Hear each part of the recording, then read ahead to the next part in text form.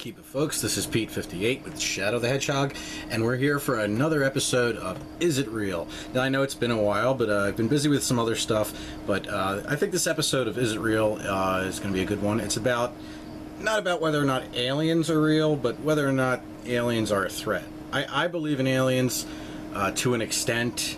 There's certain things that I don't believe and other things I do believe, but this is about, you know, whether or not they are actually a threat, because I think that you don't just have to go on YouTube. You can just read back in the past, within the last 35 years, of pretty amazing UFO encounters by witnesses that are reliable, you know, military included, or airline pilots that were not drunk or something like that.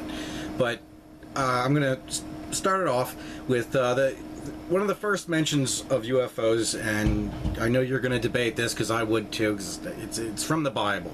I don't believe anything in the Bible anyway, but sometimes I think stuff in the Bible, other than being stuff from older books, like you know, like the Egyptian Book of the Dead and all that, I think there are some things that maybe somebody misinterpreted, because people see a UFO and they can interpret it any way they want. So imagine how they interpreted this back in like 500 BC in what is now Baghdad, Iraq. You know, they saw something and they just assumed it was God, and then they put that in the Bible. So I could see that being a case, because I think maybe they did see lights in the sky. It's very possible. And so, I mean, you know, like I said, it's the Bible, it's all that ancient alien bullshit, which I don't agree with, like, a whole lot. There are some things, maybe, but not the shit they talk about sometimes. But, you know, I mean, there's a lot of unanswered questions anyway, you know, regardless if it's God or a UFO. And, anyway, the next example of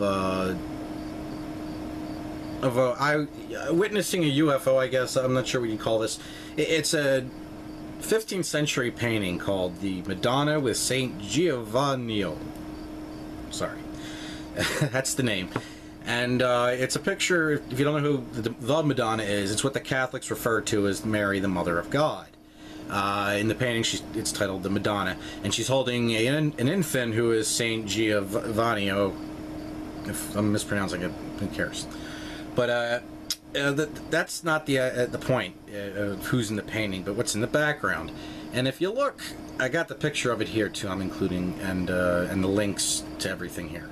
But anyway, and if you look in the corner, you'll see a little man with a stupid little hat going like this, and he's looking, and you see the picture, and he's looking at an object, a UFO type object. You know, it's a cylinder, circular, with a little thing on top. You know, you can see it, and you can check out the link to it in the description below. Now, the next one, we're going to jump ahead to the 20th century. This is where we're worried about, like, are they a threat or not? And I think since World War II, we've gotten very far technologically. Anybody who's, you know, watched a goddamn show on TV about history knows that in the last 60 years we've gone far technology-wise, and with nuclear weapons and such. But the first real, I guess, pre-Roswell encounter involving our military that's widely known, or was widely known to happen, was the Battle of Los Angeles. And I'm not talking about the Aaron Eckhart movie, which was a good movie, but besides the point. That movie they based on an actual incident. In 1942, we had just entered the Second World War, and we were afraid the Japanese, who had just attacked Pearl Harbor just a few months ago, it hadn't even been a year yet, that they would eventually get to Los Angeles and try and bomb them, or bomb that state. So there was constant, you know, drills and such. And then one night, late one night, you can find out all the details below, a giant white light, or just a bright light in the middle of the night, just slowly coming towards Los Angeles, and all hell broke loose, and we fired and fired and fired so many rounds, it destroyed property, and this thing just sort of sat there and did nothing. Yeah, it took all the barrage, but nothing happened. It's, you know, it might as well not have been there at all. And this light, you know, it moved around a little and eventually just descended off. And, you know, there's also a YouTube video of the actual footage of this happening, so you should really check that out. It's really cool. But yeah, nothing happened. I mean, I guess they could have, you know, attacked us back. I mean, we were shooting at them, but they didn't do anything. If there was something there, if it was a UFO, and you know, who the hell knows? But it was certainly not of this world, I don't think. And that brings me to my next story, where you, not just, you know, eyewitnesses to UFOs, but military eyewitnesses. There's a missile silo called Malmstrom. It's in one of the Dakotas. I forget which. You can check out the links in the description below. But in 1967, the guards at the front gate saw a red orb just kind of sitting there, and they didn't know what the hell it was, and things start to panic because in these silos are ICBMs, and that is an intercontinental ballistics missile. It was the best they had at the time. Probably still pretty good now. I don't know. I haven't kept up to the up to date on, you know, the nuke race, but they're the missile you want to have in case World War III had broken out during the Cold War, because they go intercontinental. They can go wherever. And everybody had them. We had them. I believe the Chinese eventually got them. They may have already had them at that time, and I'm pretty sure the Soviet Union, or what you know now as Russia, had them.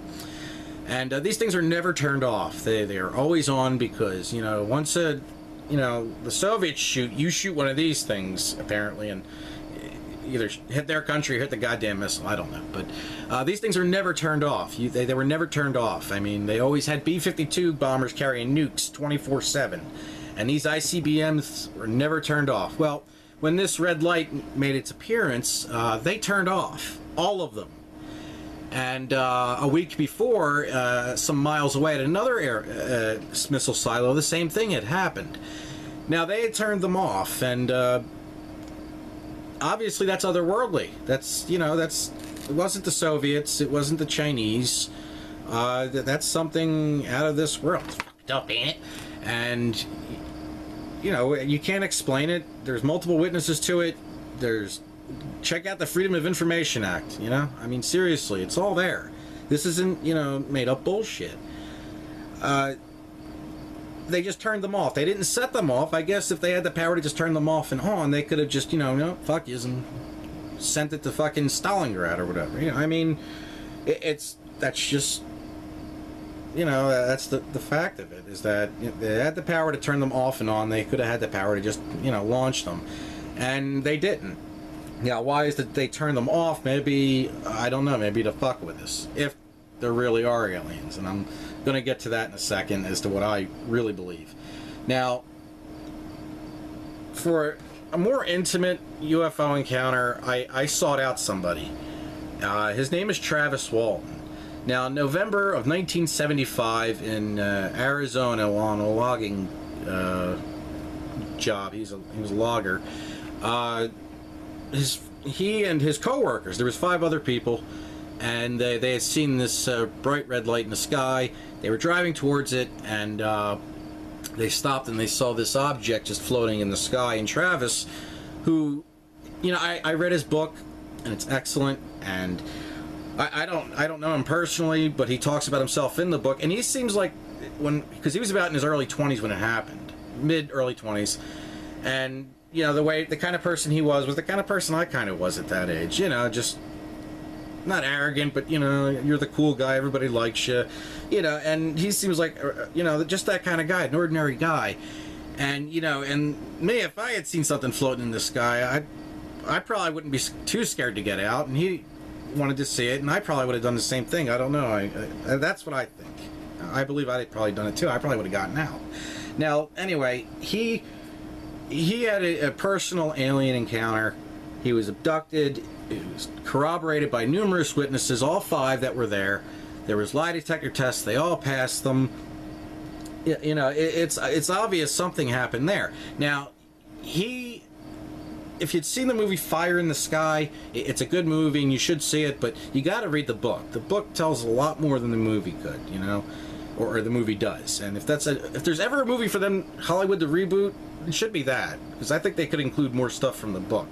So if you've seen the movie, that's great, but you should really read the book anyway, because there's a lot of stuff in it that's just unbelievable and you can't leave out.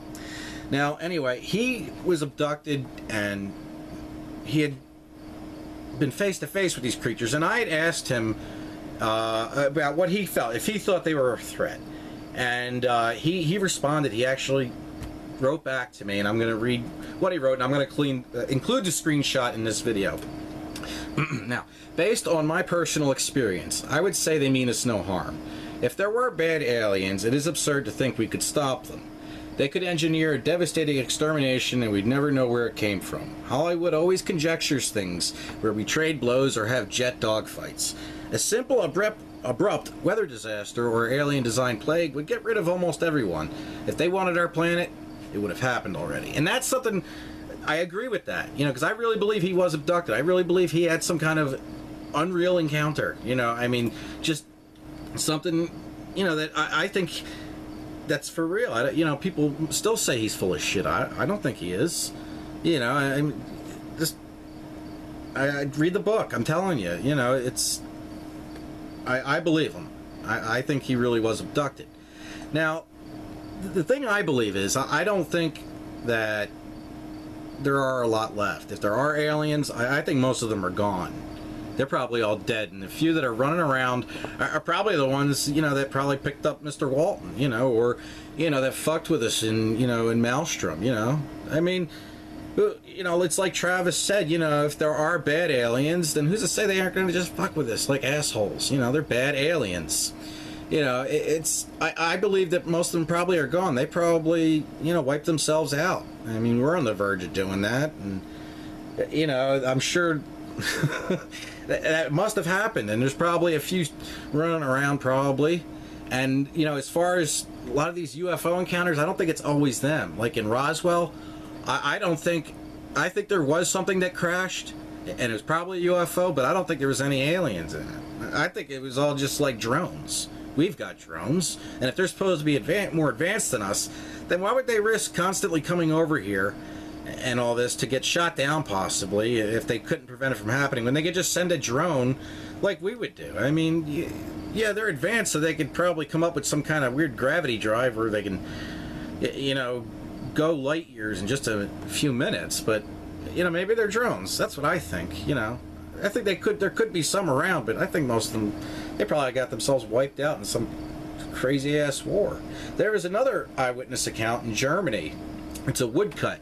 I didn't include the picture, but you can Google it, and it's multiple eyewitnesses seeing, you know, these bright orbs just kind of looks like they were shooting lasers at each other and shit. You know, I mean, all these people. I mean, there's such things as mass delusions, I guess, but, you know, they didn't see a bunch of, you know, angels flying around. They saw orbs or UFOs, if you want to, you know, get real about it. I think an alien threat, no, I don't think there is an alien threat, because it's like Mr. Walton said, you know, we're all done, some kind of weird alien plague, you know. And I'm not going to get into conspiracy bullshit about AIDS being, or something like that, or cancer being like alien. That's just us being fucking gluttonous, you know. I mean, any diseases that are on this planet, it's our own fault. I don't think there's any alien plague, but you know, I mean, like Travis said, and like I've always thought, if they really wanted this planet, they just, you know, shoot a goddamn laser and wipe us all out, or some kind of weird fucking plague, a real weird plague. I mean, if they wanted to make it devastating, they would have come up with something better than AIDS. But I don't. This is just what I believe. But you know, you can check out the links in the description below to see for yourself, and you decide. You know, this is just what I believe. But anyway, that does it for this episode of Is It Real?